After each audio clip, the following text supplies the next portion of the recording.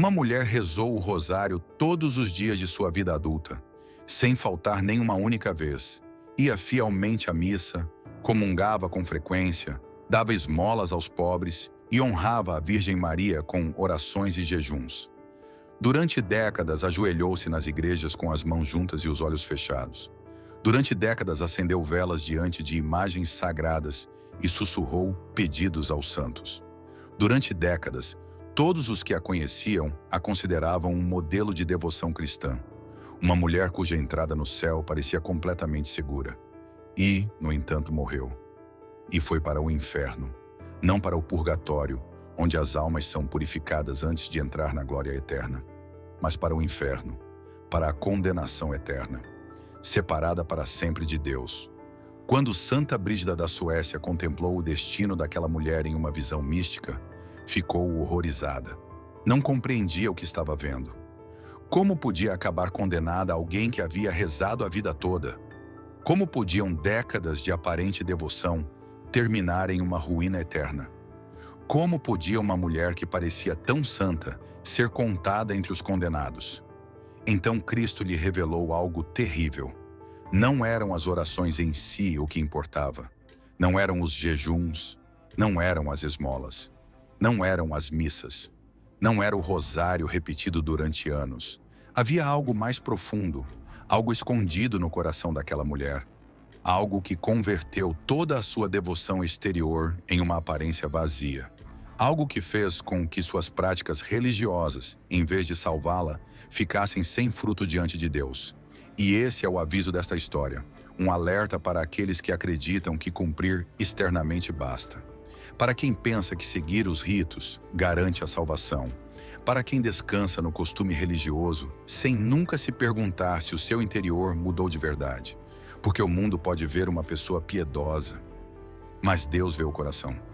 A testemunha desta visão não foi uma figura desconhecida, nem uma mulher isolada da realidade. Santa Brígida da Suécia foi uma das grandes místicas reconhecidas pela Igreja. Nasceu por volta do ano 1303 em Finsta, na região sueca de Uppland, dentro de uma das famílias mais ricas e influentes do reino.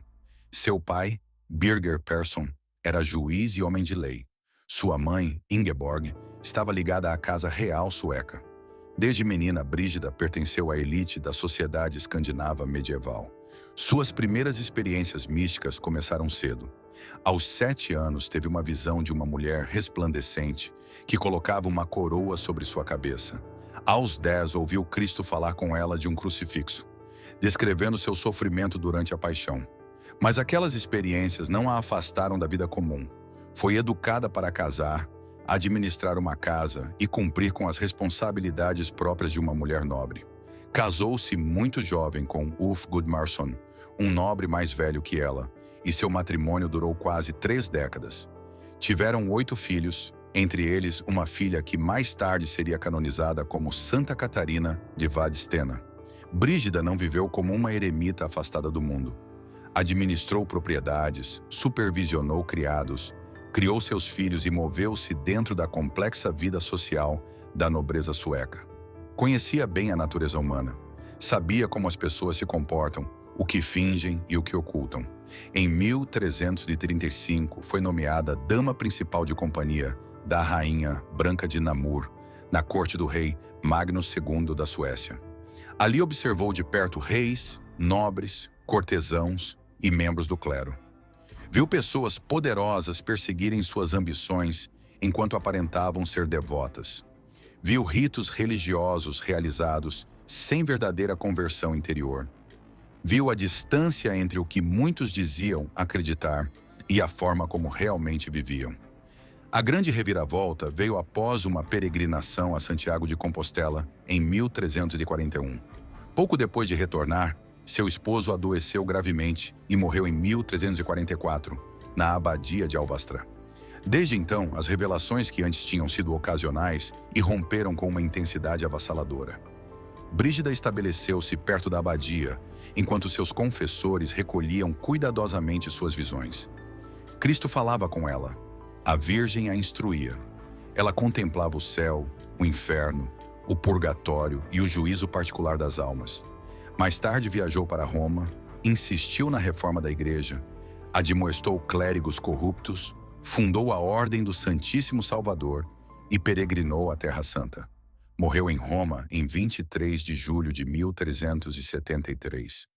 Anos depois foi canonizada e a Igreja examinou suas revelações durante longo tempo, declarando-as dignas de fé. Não estamos, portanto, diante de uma simples lenda. Estamos diante de um testemunho que durante séculos foi conservado, estudado e reconhecido. E precisamente esta mulher, mãe de 8 filhos, nobre, prática, inteligente e difícil de enganar, foi quem contemplou uma visão aterradora. A de uma mulher aparentemente devota que havia passado toda a sua vida entre rezas e atos religiosos, mas cujo coração nunca pertenceu realmente a Deus. Quem era aquela mulher? O que viu exatamente Brígida? E que segredo escondido em seu interior converteu toda uma vida de devoção em uma condenação eterna? A visão começou na escuridão. Não era uma escuridão comum, como a da noite ou a de um quarto sem luz. Era uma escuridão densa, opressiva, quase material, como se pesasse sobre Santa Brígida por todos os lados. Ali não havia calor, não havia consolo, não havia nenhuma sensação que pudesse lembrar a paz. Só existia uma certeza imediata, brutal, impossível de ignorar. Naquele lugar havia algo profundamente errado, algo que não deveria ser. Então ouviu um som.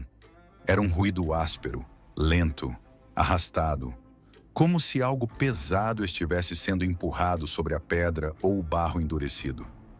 Brígida tentou olhar através daquela penumbra doentia e, pouco a pouco, seus olhos começaram a distinguir uma claridade fraca, estranha, uma luz suja que não parecia vir de nenhuma fonte concreta e, ao mesmo tempo, parecia filtrar-se de todas as partes. Foi então que viu a figura. Uma mulher avançava em sua direção, arrastando-se de uma vala cheia de argila escura e fétida. O espetáculo era tão atroz que a mente mal podia suportá-lo. Seu coração havia sido arrancado para fora do peito e pendia exposto. Seus lábios haviam sido cortados, deixando a boca deformada, devastada. Dentro de sua cabeça, o cérebro parecia ferver como metal fundido.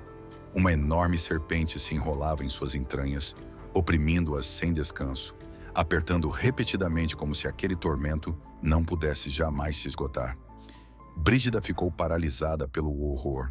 Não podia afastar o olhar, embora tudo nela desejasse fugir daquela cena. Com a voz quebrada, sussurrou: "Senhor, quem é esta mulher? Que lugar é este?" E Cristo lhe respondeu com uma única ordem: "Olha, escuta, deixa que ela fale contigo."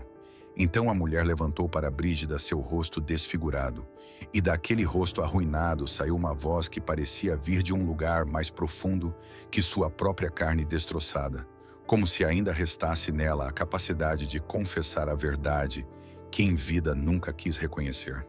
"Ai de mim!" gritou. "Ai de mim, que cheguei a ser mãe!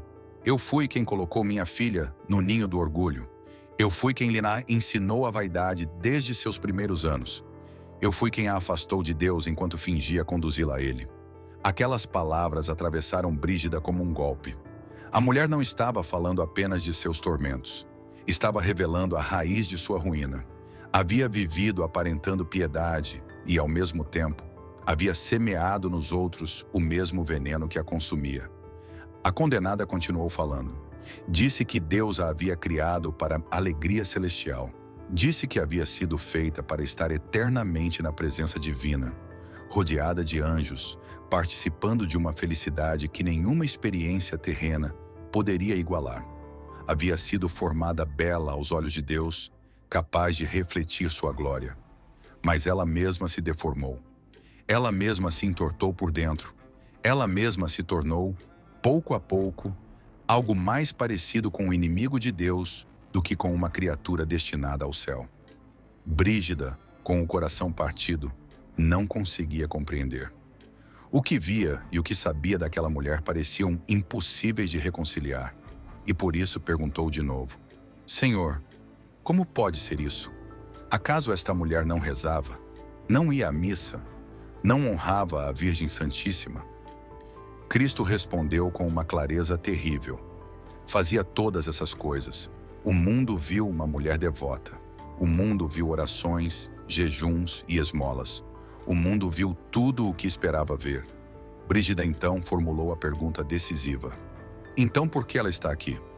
E Cristo respondeu com a verdade que atravessa toda esta visão e a converte em um alerta para qualquer um que viva apoiado apenas na aparência religiosa. Porque eu não vejo como o mundo vê. O mundo olha o exterior. Eu olho o interior. O mundo ouviu suas orações. Eu ouvi seu coração, e seu coração nunca foi meu. Naquele instante, a cena deixou de ser apenas uma revelação sobre aquela mulher. Tornou-se um julgamento sobre toda devoção vazia, sobre toda prática religiosa que fica nos lábios, sobre toda vida exteriormente correta que nunca entrega de verdade o coração a Deus. E o mais inquietante era precisamente isso. Por fora, aquela mulher parecia fiel, parecia segura, parecia um exemplo, mas sob essa imagem respeitável, dentro daquele coração que ninguém via, havia algo podre, algo que anulava o valor de tudo o que ela fazia. O que foi exatamente o que a condenou? O que escondia em seu interior para que décadas de oração não lhe servissem de nada? E por que outra mulher de sua própria família, marcada por pecados parecidos, não terminou no inferno, mas no purgatório? A mulher do fosso voltou a falar. Desta vez suas palavras saíam com mais rapidez, como se estivesse há séculos aguardando o momento de explicar a causa de sua própria perdição. Já não se limitava a lamentar-se. Agora estava confessando a troca terrível que havia feito durante sua vida. Havia trocado o eterno pelo passageiro. Havia entregado sua alma por prazeres breves, por uma satisfação momentânea, pelo gosto venenoso de ser admirada e sentir-se superior aos demais. Recebi uma coisa pequena, disse, uma coisa breve, transitória. Escolhi o deleite do pecado, escolhi o prazer do orgulho, escolhi a doçura de sentir-me acima dos outros, e por esses instantes tão curtos, agora sofro um mal sem fim. Agora padeço a dor do inferno sem descanso, sem esperança e sem possibilidade alguma de escapar. Brígida escutava em silêncio, estremecida. O mais terrível não era apenas o castigo, era a lucidez com que aquela mulher compreendia, tarde demais, a desproporção de sua decisão. Havia vendido uma eternidade de gozo por segundos de vaidade. Havia trocado a verdade pela aparência.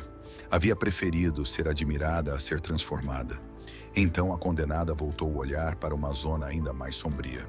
Brígida seguiu essa direção e viu que outra figura se aproximava da escuridão. Era uma mulher mais jovem. Também estava marcada pelo sofrimento, mas nela havia algo diferente. Sua dor era real, sua pena era intensa, mas não tinha o mesmo selo de desespero absoluto. Em seu rosto havia um matiz diferente, um rastro tênue que não pertencia ao inferno. Parecia quase uma possibilidade de esperança. A mulher condenada falou de novo. É minha neta, ela aprendeu comigo, seguiu o meu exemplo. Vestiu-se de orgulho, dos pés à cabeça, inventando modas vãs. Arrumava-se não por limpeza, mas para que os homens a chamassem de bela. Gostava que muitos olhassem para ela e que imitassem seus modos. A cena era desconcertante. Brígida esperava descobrir que aquela neta compartilhava a mesma condenação, pois as faltas descritas pareciam muito semelhantes. Orgulho, vaidade, desejo de ser admirada, amor desordenado pela aparência. Tudo parecia repetir-se como uma herança venenosa, transmitida de uma geração para outra.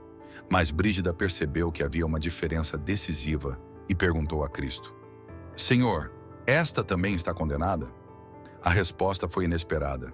Não, disse Cristo, esta está no purgatório, será purificada e entrará no céu.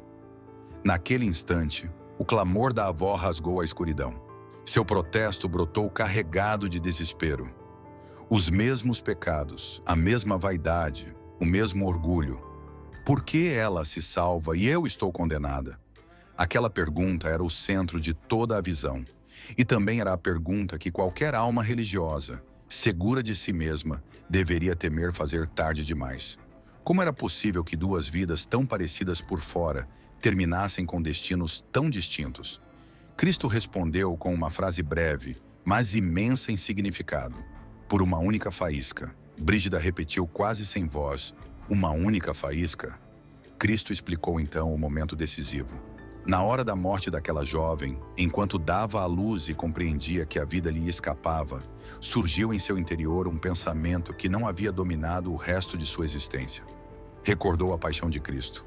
Pensou no que ele havia sofrido por ela. E por um instante, um só, seu coração deixou de girar em torno de si mesma e voltou-se para Deus. Não foi um cálculo. Não foi uma fórmula piedosa. Não foi o medo no elo do castigo, nem a tentativa de comprar uma salvação de última hora. Foi algo menor e, ao mesmo tempo, infinitamente maior. Foi um movimento real do coração, um lampejo de amor verdadeiro, um relâmpago de gratidão, uma pena sincera nascida não só do temor, mas do reconhecimento do que Cristo havia feito por ela. Essa faísca bastou, disse Cristo. Essa faísca de caridade não pôde ser apagada. Abriu a porta para a minha misericórdia. Brígida compreendeu então que toda a questão não estava na quantidade de atos religiosos acumulados, mas na verdade interior com que a alma se voltara, ou não para Deus. A neta havia vivido em vaidade, tinha tido orgulho, tinha sido superficial. Mas no instante final, houve uma rachadura em seu egoísmo. Houve uma abertura real, e por menor que parecesse, essa abertura permitiu que a misericórdia entrasse. A avó, por outro lado, nunca teve essa faísca. Teve muitas oportunidades, explicou Cristo. Décadas de oportunidades. Cada vez que se ajoelhava para rezar, poderia ter deixado seu coração seguir seus lábios. Cada vez que comungava, poderia ter permitido que minha presença a transformasse. Cada vez que se confessava, poderia ter sentido uma dor verdadeira por amor a mim e não só por temor ao castigo. Mas nunca o fez. O lamento da condenada continuava ressoando, como um eco interminável de uma verdade já irreversível. E Cristo pronunciou então a sentença espiritual mais dura de toda a cena. Rezava para que a vissem rezar. Jejuava para ser conhecida como uma mulher que jejuava. Dava esmola para que outros a chamassem de generosa. Tudo fazia para si mesma, nada fazia por mim. Ali estava o segredo de sua condenação. Não era que seus gestos fossem falsos em aparência. Ela os realizara de verdade. Havia rezado, jejuado, dado esmola, assistido à missa, mas o centro de tudo continuava sendo ela mesma. Sua imagem, sua reputação, sua satisfação interior, seu desejo de ver-se boa e ser tida como piedosa. Mesmo ao aproximar-se de Deus, na realidade continuava buscando apenas a si mesma. E essa é talvez a parte mais inquietante da visão. Porque não retrata uma grande pecadora pública, nem uma inimiga declarada da fé. Retrata alguém religiosamente correto por fora, mas completamente fechado em si mesmo por dentro. Uma pessoa que fez da devoção uma forma refinada de amor próprio. Então, a diferença entre as duas mulheres tornou-se insuportavelmente clara. Uma havia passado longos anos dentro de práticas religiosas, sem nunca abrir de verdade o coração. A outra, embora tarde e apenas por um instante, o abriu. Uma única faísca autêntica de caridade valeu mais que toda uma vida de exercícios piedosos feitos sem amor. Mas como pode uma alma chegar a esse estado? Que doenças espirituais são capazes de esvaziar a oração, a confissão e a vida religiosa até convertê-las em uma casca sem vida? O que viu exatamente Brígida quando Cristo lhe mostrou, uma por uma, as doenças interiores que haviam destruído aquela mulher? Deixa-me mostrar-te as doenças que matam a alma, disse Cristo a Brígida. Deixa-me mostrar-te o que converte a devoção em veneno. Então a escuridão mudou de forma. Já não estavam olhando apenas para a mulher condenada em seu tormento presente. Agora Brígida via cenas concretas de sua vida passada, momentos ocultos que ninguém conhecera na terra, momentos em que sua aparente religiosidade se esvaziava por dentro sem que ninguém notasse. Deus não lhe mostrou grandes escândalos públicos. Mostrou-lhe algo muito mais inquietante. A corrupção interior de uma vida aparentemente correta. A primeira doença era o orgulho disfarçado de piedade. Brígida viu a mulher ajoelhada em uma igreja. Sua postura era perfeita.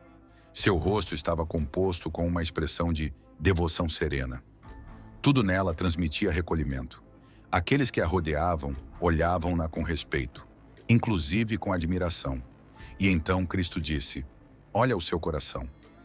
A visão penetrou no interior daquela mulher, e Brígida compreendeu no mesmo instante que, enquanto parecia estar rezando, na realidade não pensava em Deus. Estava pensando em si mesma.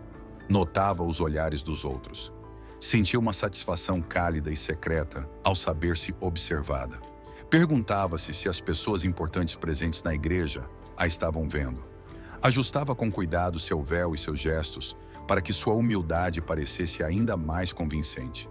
Não estava adorando a Deus, estava representando um papel. "Acredita que reza", disse Cristo, "mas atua.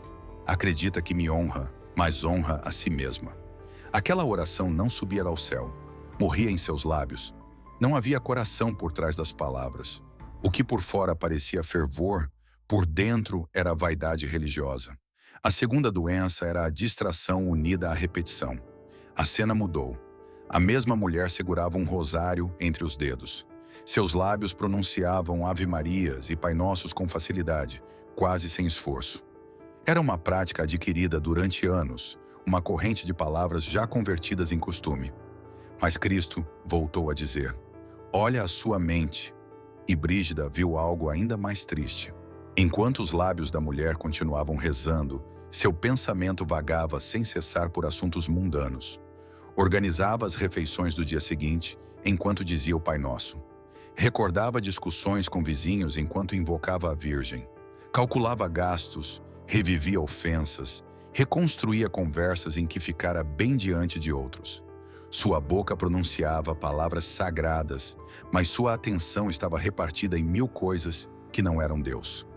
"Sua boca fala comigo", disse Cristo, "mas sua mente está a grande distância. Entrega-me palavras e reserva para si a atenção." É isso oração? É devoção ou é zombaria?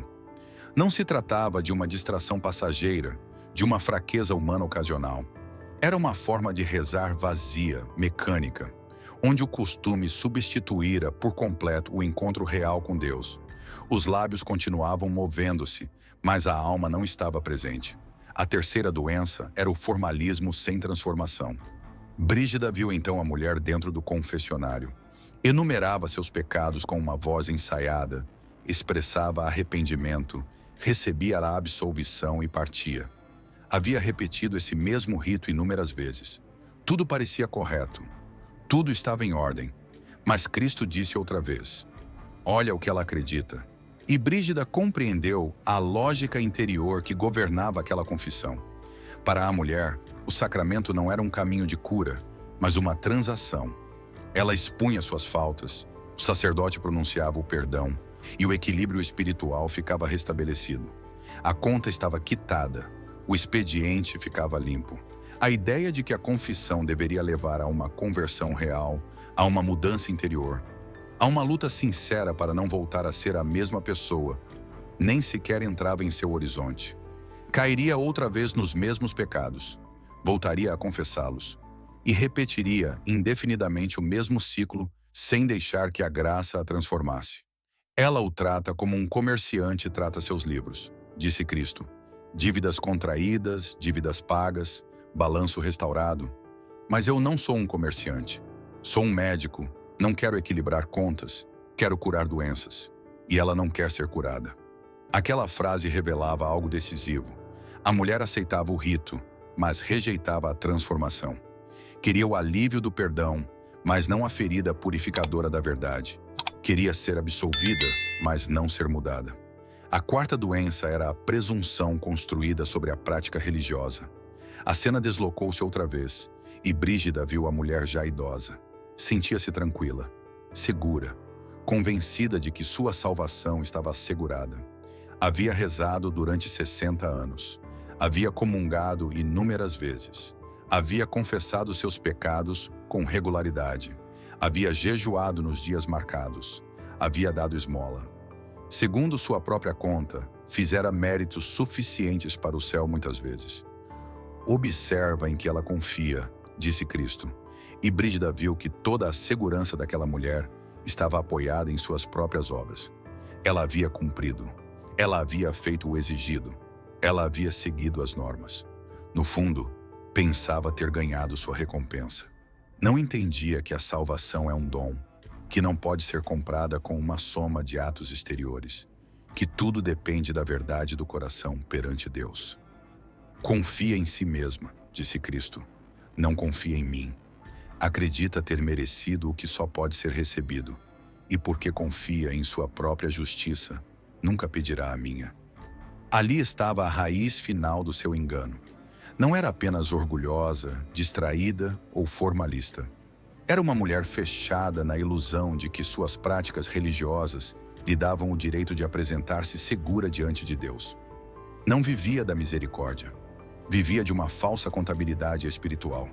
E então Brígida entendeu que estas 4 doenças estavam unidas entre si. O orgulho levava-a a buscar a admiração. A repetição vazia acostumava-a a pronunciar palavras sem alma. O formalismo convencia-a de que bastava cumprir o rito.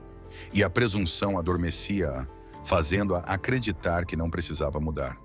Assim foi como toda uma vida de religião exterior terminou, convertendo-se em uma estrutura impecável, construída sobre um coração fechado. O mais terrível era que, vista de fora, aquela mulher parecia firme na fé, mas por dentro estava doente.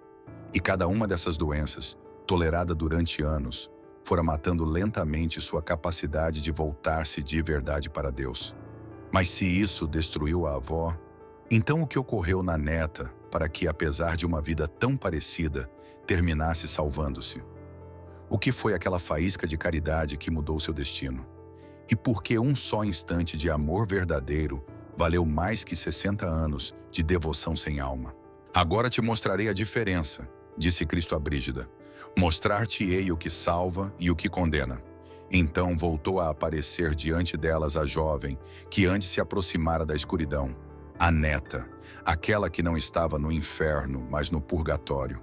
Brígida contemplou de novo sua vida, desenrolada com rapidez diante de seus olhos, e compreendeu algo desconcertante. Exteriormente, aquela jovem parecia-se muitíssimo com sua avó.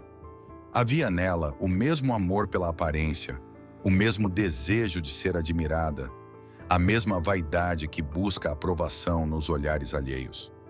Mesmo sua vida religiosa fora superficial e distraída.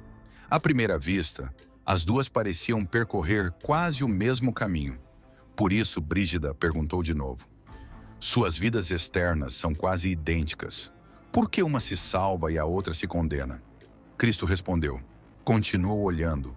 A visão avançou até o fim da vida da jovem. Estava dando à luz. A dor atravessava seu corpo com violência. Algo ia mal, terrivelmente mal, e ela sabia. O medo enchera seu coração. Compreendia que a morte se aproximava. Tudo o que sustentara sua vida comum estava desmoronando naquele instante extremo. E foi então que aconteceu algo que não havia acontecido antes. Um pensamento entrou em sua mente. Não parecia nascer de seus hábitos, nem de uma virtude que tivesse cultivado durante anos, nem de uma preparação consciente. Foi como uma graça súbita, uma irrupção. No meio do sofrimento, pensou em Cristo crucificado, pensou em sua paixão, considerou, ainda que por um instante, o que ele suportara por ela. E esse instante mudou tudo. Pela primeira vez, seu coração deixou de girar unicamente em torno de si mesma. Durante um momento muito breve, saiu de seu próprio centro e voltou-se para Deus. Não foi um gesto espalhafatoso, não foi uma longa oração, não foi uma acumulação de méritos. Foi um olhar interior verdadeiro, uma gratidão real, uma tristeza sincera, um princípio de amor nascido do reconhecimento do que Cristo fizera por ela. Isso bastou, disse Cristo. Brígida ouviu essas palavras com assombro. Bastou de verdade algo tão pequeno? Poderia uma única faísca pesar mais que toda uma vida de vazios religiosos? Mas Cristo continuou explicando. Aquela faísca de caridade autêntica não pôde ser extinguida. Abriu a porta à misericórdia. Permitiu que o sangue de Cristo alcançasse aquela alma. A jovem teria que ser purificada intensamente no purgatório, porque em sua vida houvera anos de vaidade e orgulho que não ficavam sem consequências, mas estava salva. Entraria finalmente no céu. A diferença, portanto, não estava no fato de a neta ter vivido melhor em termos visíveis. A diferença estava em que, no final, houve nela um ato interior verdadeiro. Pequeno sim, último sim, mas verdadeiro. Seu coração abriu-se, ainda que apenas por um momento. E essa abertura bastou para deixar Deus entrar. Brígida voltou a pensar na avó e perguntou: "E ela, nunca teve um momento assim?" A resposta de Cristo foi ainda mais dura, precisamente porque revelava que a condenação não fora inevitável. "Teve milhares de momentos assim", disse. "Cada vez que comungava, eu estava realmente presente diante dela. Cada vez que escutava minha palavra, eu falava ao seu coração. Cada vez que via sofrer outra pessoa, eu a convidava à compaixão. Cada vez que se ajoelhava para orar, poderia ter me deixado entrar, mas não o fazia. Conservava o coração fechado. Dava-me palavras, mas não substância. Dava-me rituais, mas não amor. Dava-me obediência exterior, mas não entrega interior." Aquela resposta era devastadora. A avó não fora condenada por falta de oportunidades. Tivera muitíssimas. Não fora excluída da graça. A graça a visitara uma e outra vez. Mas ela rejeitara silenciosamente tudo o que poderia romper seu confinamento interior. Preferira conservar-se intacta a deixar-se transformar. Então Cristo quis mostrar ainda algo mais. Não apenas a diferença entre as duas mulheres, mas a vida que a avó poderia ter tido se tivesse respondido de outro modo. A visão mudou mais uma vez. Brígida viu a mulher condenada quando ainda era relativamente jovem, talvez com uns 40 anos, ajoelhada na mesma igreja onde tantas vezes representara sua falsa devoção. Naquela cena, um sacerdote pregava sobre o perigo do orgulho espiritual. Advertia os fiéis que a devoção externa, sem conversão interior, podia levar à condenação. Na vida real, aquela mulher ouvira essas palavras e as deixara passar. Dissera a si mesma que não eram para ela, que falavam de pessoas menos piedosas, menos disciplinadas, menos constantes que ela. Mas agora, Cristo mostrou a Brígida uma possibilidade distinta, uma história alternativa que poderia ter acontecido. Nessa versão, o sermão a feria por dentro. Sentia-se incomodada, reconhecia-se na advertência. Começava a perguntar-se com uma honestidade que nunca tivera se suas orações eram verdadeiras, se amara realmente a Deus, se toda a sua vida religiosa não fora, no fundo, uma representação dirigida à sua própria imagem. Brígida viu como essa mulher regressava para casa intranquila. Não conseguia dormir. No dia seguinte, voltava sozinha à igreja e sentava-se na nave vazia, enfrentando, finalmente, perguntas que evitara durante anos. Nessa possibilidade, a mulher deixava cair suas defesas. Admitia a verdade. Reconhecia que sua devoção fora uma máscara. Compreendia que orara muitas vezes, mas sem nunca se entregar de verdade. E essa verdade enchia-a de horror. Então via-a cair de joelhos e rezar de uma maneira completamente nova. Não para ser vista, não para se sentir justa, no para cumprir, apenas para pedir ajuda. "Senhor", sussurrava, "não sei como te amar. Nunca te amei de verdade. Só amei a mim mesma enquanto fingia amar-te. Ajuda-me, ensina-me, muda-me." Cristo disse a Brígida: "Essa oração eu a teria escutado. Teria entrado em seu coração e começado a obra lenta de transformação que ocuparia o resto de sua vida. Teria morrido em minha graça. Não porque se tornasse perfeita, mas porque finalmente me teria deixado entrar." Brígida contemplou em silêncio essas duas possibilidades de uma mesma vida. Em uma, a mulher continuava endurecida, convencida de que o problema era sempre dos outros. Na outra, aceitava a ferida da verdade e permitia que a graça a transformasse. Um único momento de honestidade poderia ter mudado seu destino eterno. "Por que não aconteceu assim?", perguntou Brígida. "Porque escolheu outra coisa", respondeu Cristo. "Quando ouviu a advertência, rejeitou-a, sufocou o incômodo, fechou a porta antes que eu pudesse entrar. Ali estava a tragédia definitiva. Não era uma vida arrastada fatalmente para o inferno. Era uma vida em que, uma e outra vez, existiu a possibilidade de abrir-se. Cada jornada oferecia uma oportunidade, cada oração poderia ter sido verdadeira. Cada sacramento poderia ter sido uma entrada da graça. Mas ela escolheu continuar sendo a mesma. E assim, Brígida compreendeu algo avassalador. Do lado de Deus, a porta permanecera aberta o tempo todo. Era a mulher quem a mantinha fechada. Se era assim, então a visão não falava apenas do passado de uma condenada. Falava do presente de todos os que ainda vivem, de todos os que ainda podem escolher, de todos os que repetem fórmulas religiosas sem deixar que seu interior mude, de todos os que podem continuar fechando a porta ou abri-la hoje. O que deveria Brígida fazer com esta revelação? Que encargo lhe deu Cristo depois de mostrar-lhe tudo isto? E que advertência deveria transmitir às pessoas que, como aquela mulher, vivem seguras de si mesmas enquanto seu coração continua longe de Deus? Então Cristo voltou-se para Brígida com uma gravidade que fazia com que até aquela escuridão parecesse menos pesada que suas palavras. Depois de lhe ter mostrado o destino da mulher condenada, depois de lhe ter revelado a diferença entre uma vida de devoção vazia e uma única faísca de amor verdadeiro, deu-lhe uma missão que não podia guardar em silêncio. Agora deves dizer isto aos outros, disse-lhe ele. Brígida tremeu.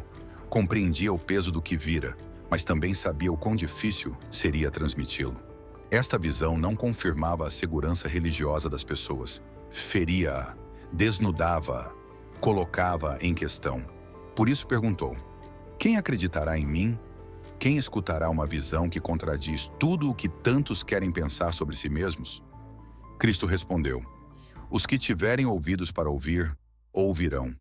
Os que já sentem inquietação por sua própria devoção, reconhecerão a verdade. Aqueles que nas horas silenciosas da noite suspeitaram que suas orações estão vazias, que suas confissões não mudam nada, que sua vida religiosa se tornou uma representação e não uma relação viva comigo, esses escutarão.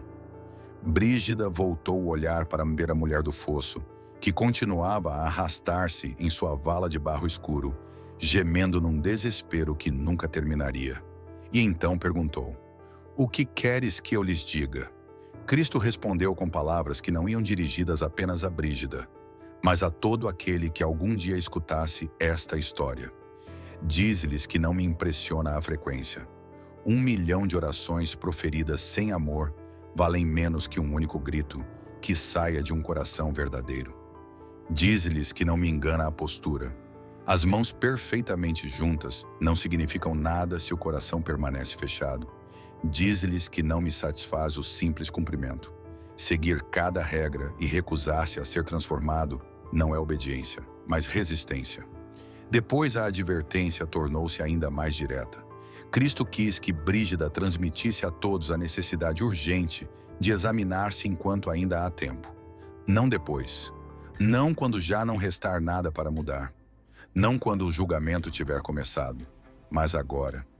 Diz-lhes que se examinem a si mesmos antes que eu os examine.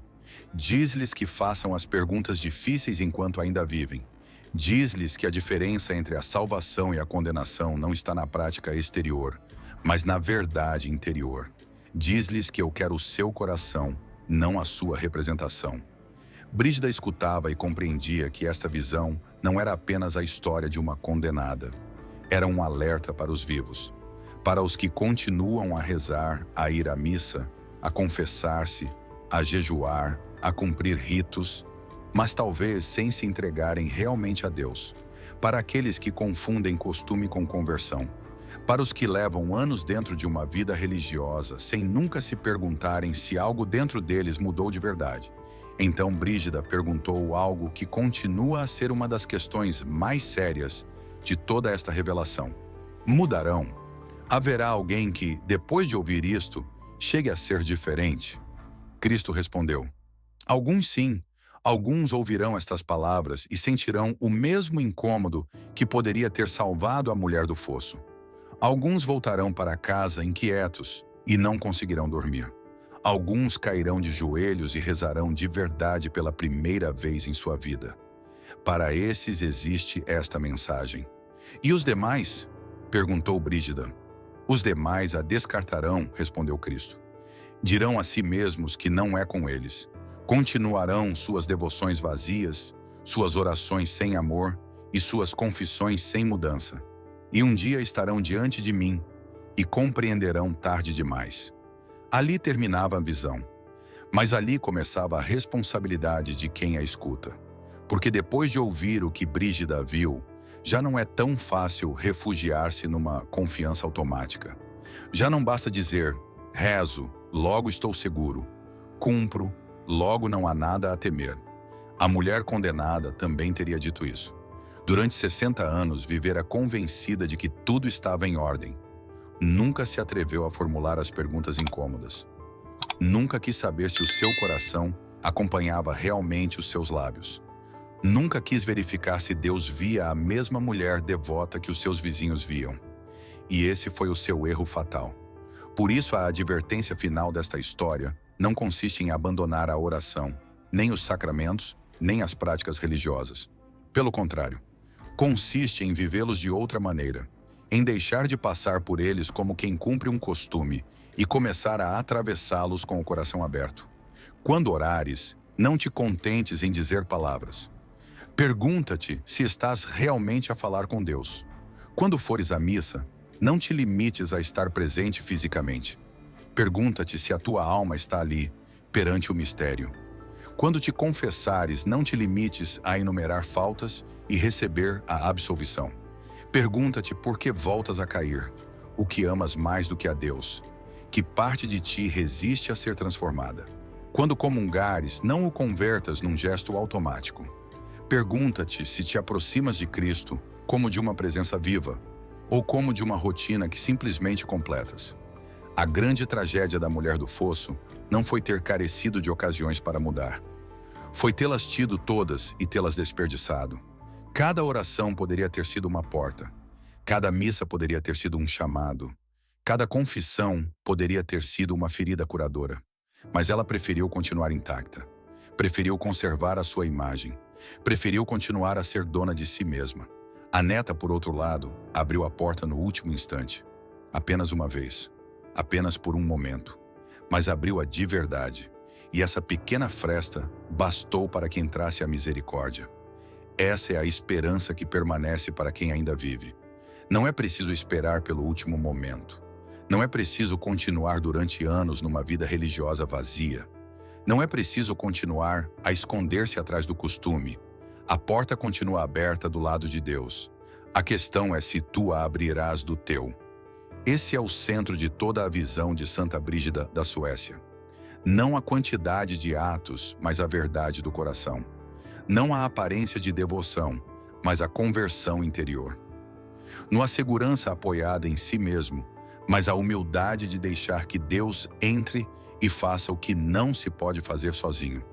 E agora a pergunta já não recai sobre aquela mulher, mas sobre quem escuta esta história. Rezas para encontrar-te com Deus ou para tranquilizar a tua consciência? Cumpres práticas religiosas porque amas a Deus ou porque gostas de ver-te como alguém devoto?